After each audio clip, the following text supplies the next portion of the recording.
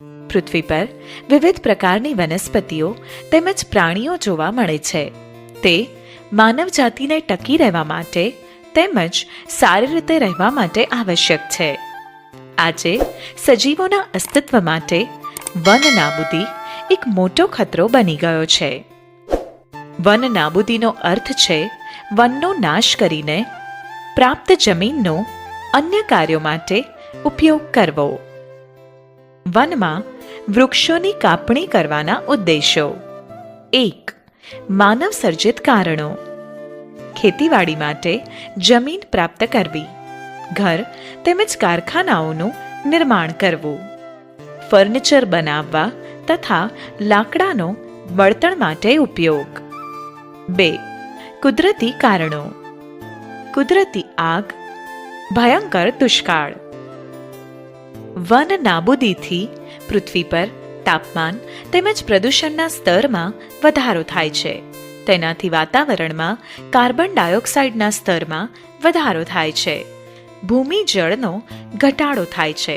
આથી કહી શકાય કે વન નાબૂદીથી પ્રાકૃતિક સંતુલન પર પણ પ્રભાવ પડે છે. જો વૃક્ષોની આ પ્રકારે કાપણી ચાલતી રહી તો વરસાદ તેમજ ભૂમિની ફળદ્રુપતામાં ઘટાડો થાય છે. તેનાથી વધુ પ્રમાણમાં પૂર તેમજ દુષ્કાળ જેવી કુદરતી આફતોની સંભાવના વધી જાય છે.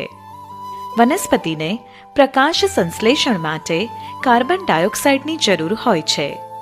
ઓછા વૃક્ષોનો અર્થ છે કે કાર્બન ડાયોક્સાઇડના ઉપયોગમાં ઘટાડો થવો, જેનાથી વાતાવરણમાં તેની માત્રા વધી જાય છે. કાર્બન ડાયોક્સાઇડ પૃથ્વી દ્વારા પરાવર્તિત ઉષ્મીય કિરણોને શોષી લે છે. આથી વાતાવરણમાં તેની માત્રા વધવાને કારણે ગ્લોબલ વોર્મિંગ થાય છે.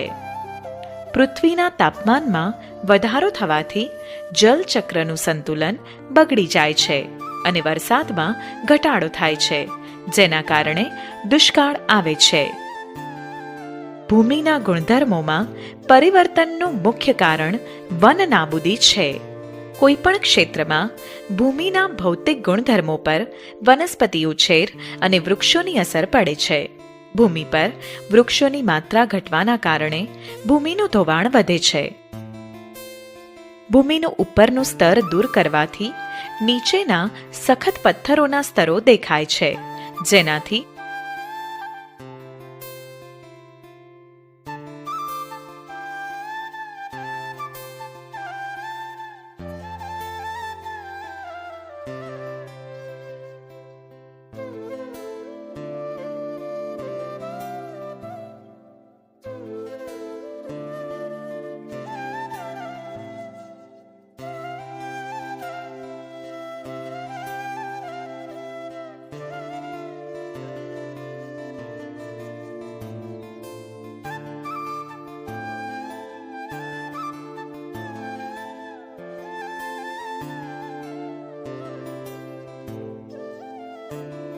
જીવાવરણ એ પૃથ્વીનો એવો ભાગ છે જેમાં સજીવો વસવાટ કરે છે અથવા જીવનને આધાર આપે છે.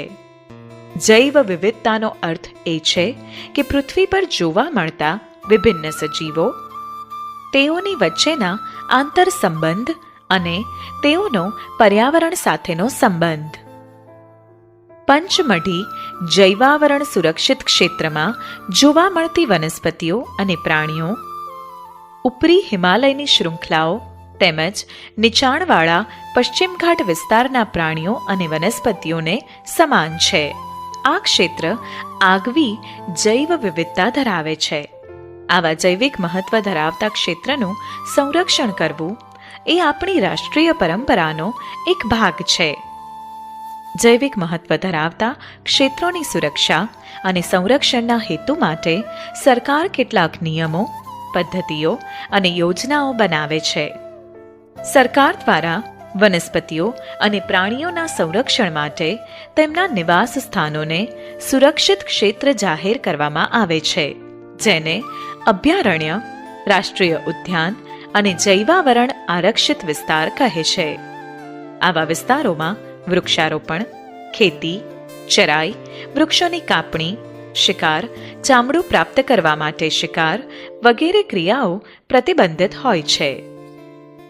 અભયારણ્ય એવો વિસ્તાર જ્યાં પ્રાણીઓ તેમજ તેમના નિવાસ માનવના કોઈપણ પ્રકારના ખલેલથી સુરક્ષિત હોય છે.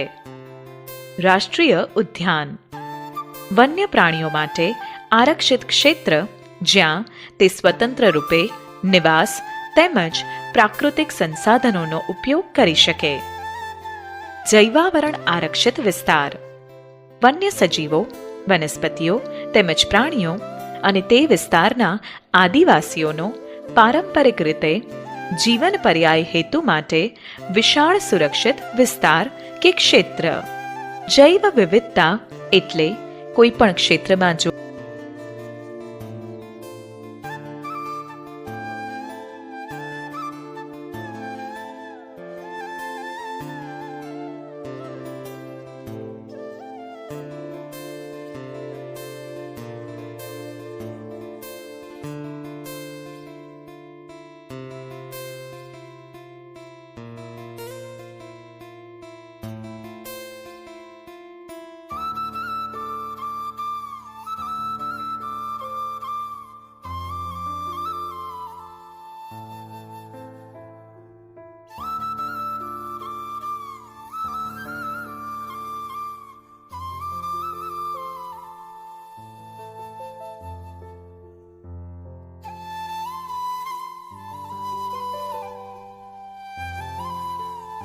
કેટલાક પ્રાણીઓ તેમજ વનસ્પતિઓ કોઈ વિશિષ્ટ વિસ્તારમાં જોવા મળે છે. આવા વિશિષ્ટ વિસ્તારમાં જોવા મળતી વનસ્પતિઓને તે વિસ્તારની વનસ્પતિ સૃષ્ટિ અને પ્રાણીઓને પ્રાણી સૃષ્ટિ કહેવાય છે. સાલ, સાગ, આંબો, જાંબુ, હંસરાજ, અર્જુન વગેરે પંચમઢી આરક્ષિત વિસ્તારની વનસ્પતિ સૃષ્ટિ છે તથા ચિંકારા, નીલગાય, બાર્કિંગ ડિયર એટલે કે ભસ્તુ હરણ, ચિત્તલ, દીપડો, જંગલી કૂતરો, વરુ વગેરે પંચમઢી આરક્ષિત વિસ્તારની પ્રાણી સૃષ્ટિ છે. વનસ્પતિઓ અને પ્રાણીઓની એવી જાતિઓ કે જે કોઈ એક જ ક્ષેત્રમાં વિશિષ્ટ રૂપે જોવા મળે તેને સ્થાનિક જાતિ કહે છે. તે કોઈ અન્ય વિસ્તારમાં પ્રાકૃતિક રૂપે જોવા મળતી નથી. કોઈ વિશિષ્ટ પ્રકારની વનસ્પતિઓ તેમજ પ્રાણીઓ કોઈ વિસ્તાર, રાજ્ય તથા દેશની સ્થાનિક જાતિ હોઈ શકે છે. સાલ અને જંગલી આંબા પંચમઢી જૈવાવરણ આરક્ષિત ક્ષેત્રમાં જોવા મળતી સ્થાનિક વનસ્પતિઓ છે, જ્યારે બાયસન એટલે કે જંગલી બળદ, ભારતીય વિશાળ ખિસકોલી અને ઉડતી ખિસકોલી આ વિસ્તારના સ્થાનિક પ્રાણીઓ છે. સ્થાનિક જાતિઓ જ્યાં વસવાટ કરતી હોય તે નિવાસસ્થાનનો નાશ થવાથી, તે વિસ્તારમાં માનવ વસ્તીનો વધારો થવાથી કે તેમના નિવાસસ્થાનમાં નવી જાતિઓને લાવવાથી સ્થાનિક જાતિઓના અસ્તિત્વને જોખમ પહોંચે છે. જાતિ સજીવોનો એવો સમૂહ કે જે આંતર પ્રજનન કરી પ્રજનનક્ષમ સંતતિઓનું નિર્માણ કરે તો તેને જાતિ કહે છે. એક જ જાતિના સભ્યો સામાન્ય લક્ષણો ધરાવે છે. એક જાતિના સભ્યો અન્ય જાતિઓ સિવાય માત્ર પોતાની જાતિના સભ્યો સાથે જ પ્રજનનક્ષમ સંતતિનું નિર્માણ કરી શકે છે. આરક્ષિત જંગલોની જેમ કેટલાક એવા વિસ્તાર છે જ્યાં વન્ય પ્રાણીઓ સુરક્ષિત તેમજ સંરક્ષિત રહે છે. તેને વન્ય પ્રાણી અભયારણ્ય કહે છે. અભયારણ્યમાં પ્રાણીઓનો શિકાર કરવો અથવા તેને પકડવા વગેરે માટે સંપૂર્ણ પ્રતિબંધ હોય છે. કેટલાક સંકટમાં મુકાયેલા જંગલી પ્રાણીઓ જેવા કે કાળું હરણ, શ્વેત આંખોવાળું હરણ, હાથી, સોનેરી બિલાડી, ગુલાબી શીર્ષવાળું બતક, ઘડિયાળ, કાદવમાં રહેતો મગર, અજગર, ગેંડા વગેરે આપણા વન્ય પ્રાણી અભયારણ્યોમાં સુરક્ષિત તેમજ સંરક્ષિત છે. ભારતીય અભયારણ્યોમાં વિશિષ્ટ વિસ્તાર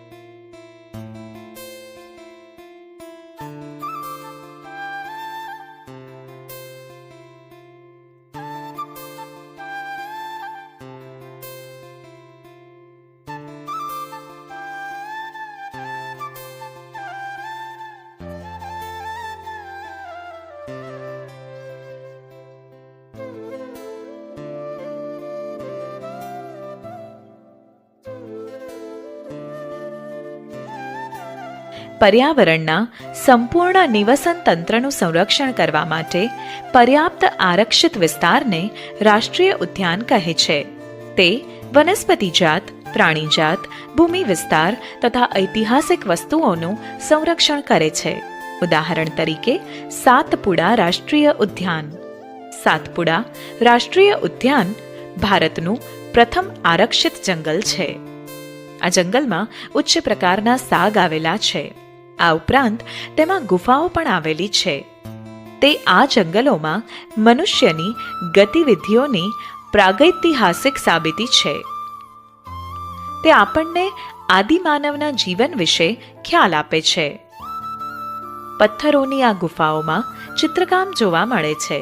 આ કલાકૃતિઓમાં પ્રાણીઓ તેમજ મનુષ્ય લડતા, શિકાર કરતા, નૃત્ય તેમજ વાદ્ય યંત્રો વગાડતા દર્શાવવામાં આવ્યા છે. પંચમઢી જૈવાવરણ સુરક્ષિત વિસ્તારમાં 55 ગુફાઓની ઓળખ થઈ ચૂકી છે. વાઘની જાતિ ધીરે ધીરે જંગલોમાંથી નાશ પામી રહેલ છે. આથી આપણી સરકારે વાઘના સંરક્ષણ માટે પ્રોજેક્ટ ટાઈગર અમલમાં મૂક્યો છે. આ પ્રોજેક્ટનો ઉદ્દેશ આપણા દેશમાં વાઘના જીવન અને વાઘની વસ્તીની જાળવણી કરવાનો છે. ઉદાહરણ તરીકે સાતપુડા વાઘ આરક્ષિત વિસ્તાર. આ આરક્ષિત ક્ષેત્રમાં વાઘોની સંખ્યામાં વધારો થઈ રહ્યો છે, એટલે કે તે સંરક્ષણનું આગવું ઉદાહરણ છે. સાતપુડા રાષ્ટ્રીય ઉદ્યાનમાં કોઈક સમયે સિંહ, હાથી, જંગલી ભેંસ તથા સાબર વગેરે પણ જોવા મળતા હતા. એવા પ્રાણીઓ કે જેની સંખ્યા એક નિર્ધારિત સીમાથી ઓછી થઈ જાય છે અને તે લુપ્ત થઈ શકે છે, તેવા પ્રાણીઓને નાશપ્રાય જાતિ કહે છે. ઉદાહરણ તરીકે ડાયનાસોર કે જે લાખો વર્ષો પૂર્વે લુપ્ત થઈ ગયા. સજીવોના કુદરતી નિવાસમાં ખલેલ ઊભી થવાથી તેના અસ્તિત્વ માટે ખતરો ઊભો થાય છે. નાના પ્રાણીઓને મોટા પ્રાણીઓ કરતાં લુપ્ત થવાનો ભય ઘણો વધારે હોય છે. ઉદાહરણ તરીકે સાપ, દેડકા, ગરોળી, ચામાચીડિયા, ઘુવડ વગેરે. આ પ્રાણીઓને મનુષ્ય દ્વારા નિર્દયતાથી મારી નાખવામાં આવે છે. આ પ્રાણીઓને મારી મનુષ્ય પોતાની જાતને જ નુકસાન પહોંચાડે છે, કારણ કે આ પ્રાણીઓ કદમાં નાના હોવા છતાં તેઓ નિવસન તંત્રની જાળવણીમાં અગત્યનો ભાગ ભજવે છે. નિવસન તંત્રમાં તેઓ આહાર જાળ અને આહાર શૃંખલાનો ભાગ બનાવે છે.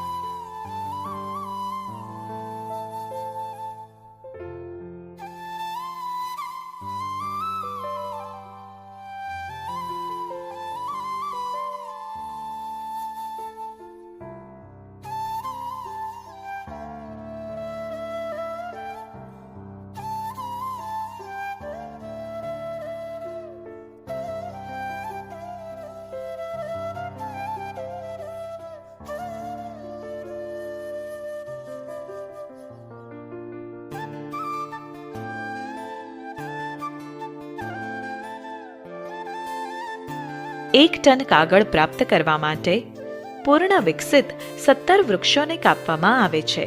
આથી આપણે કાગળની બચત કરવી જોઈએ. કાગળના ફરીથી ઉપયોગ માટે તેને 5 થી 7 વખત રિસાયકલ કરી શકાય.